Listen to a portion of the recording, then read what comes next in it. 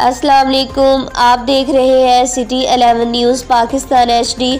जड़ावाला से खबर शामिल करते हैं हमारे senior anchor person Rashid Tahir. City 11 news की रिपोर्ट के मुताबिक जड़ावाला 4 रोज़ा कौमी पोलियो मुहिम का बाकायदा आगाज़ कर दिया गया है।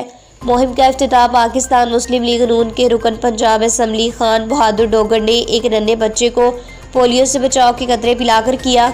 इस मौका पर जड़ावाला में एक सादा मगर पुरवकार तकरीब मुनक्कद की गई, जिसमें assistant commissioner Rangzeb Goraya, deputy district health officer doctor Shahzad Rana और MS तहसील हेडक्वार्टर हस्पताल डॉक्टर जाफर भी मौजूद थे।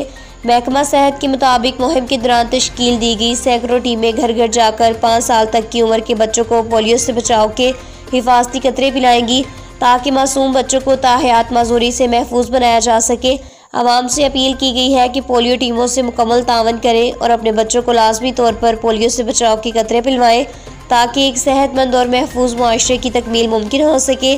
ताज़ा तरीन खबरों के लिए देखते रहें सिटी 11 न्यूज़ पाकिस्तान HD।